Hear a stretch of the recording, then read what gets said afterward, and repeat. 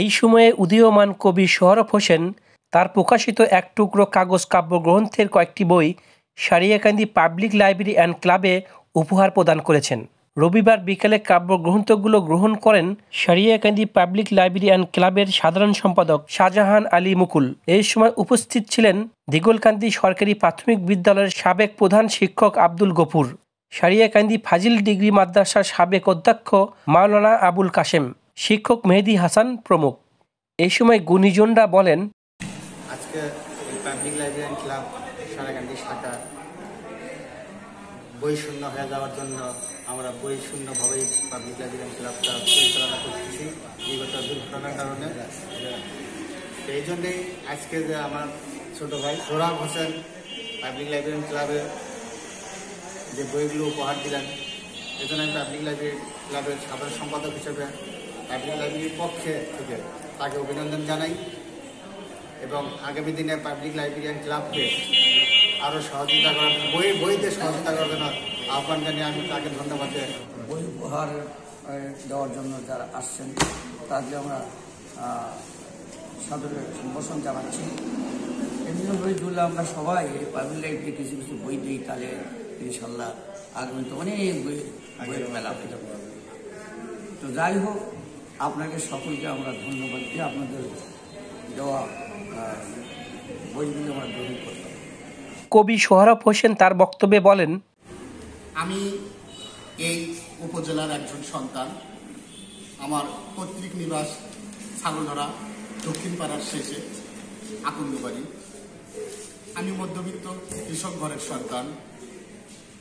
আমি একজন সরকারি প্রাথমিক বিদ্যালয়ের সহকারী শিক্ষক। আমার বর্তমান কর্মস্থল ধনতলা সরকারি প্রাথমিক বিদ্যালয়। চাকরির সুবাদে আমি সেখানে চাকরি করি। মাঝে মাঝে ভাবি যে একটা কিছু করলে হয়তোবা আমার এই লেখা থেকে যাবে, হয়তো আমি সবার মাঝে থেকে যাব। সেই উদ্দেশ্যে, সেই স্বার্থে আমি লেখালেখি শুরু করি। যেহেতু শিক্ষকতা লেখালেখির পাশে থাকতে হয়, বই পড়ার পাশে থাকতে হয়, তাই আমি লেখালেখিকে ধরে রাখি। আমি লিখতে থাকি। আমার প্রথম কাব্যগ্রন্থ আমি কবি নই বইটি 2022 সালে প্রকাশিত হয় এবং এটা আমার দ্বিতীয় কাব্যগ্রন্থ এক টুকরো কাগজ। এক টুকরো কাগজ আমার দ্বিতীয় কাব্যগ্রন্থ।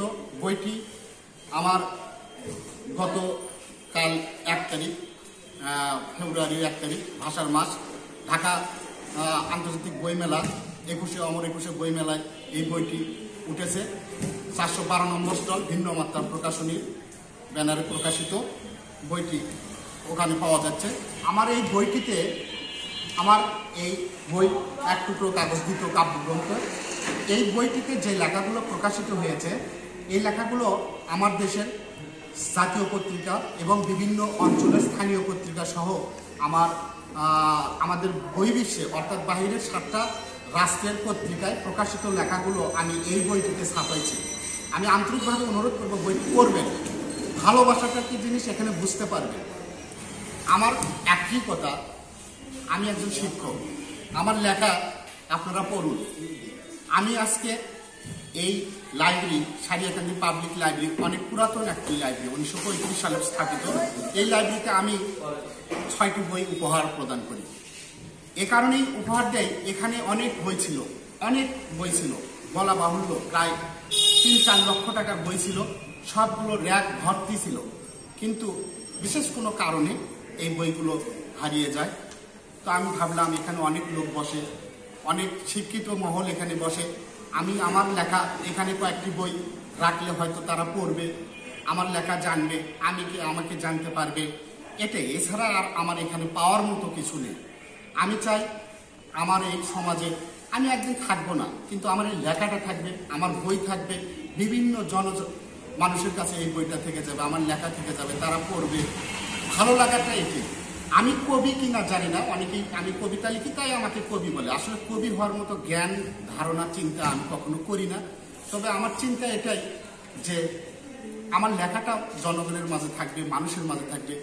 লেখা কবিতা মানুষের কথা বলে, জনসাধারণের কথা বলে, সমাজের কথা বলে, সংসারের কথা বলে, প্রত্যেকটা বিষয়কে নিয়ে কবিতা আলোচনা করে। বর্তমান প্রেক্ষাপট থেকে শুরু করে ঐতিহ্য ইতিহাস সব কিছু কবিতা দারুণভাবে আলোচনা করে।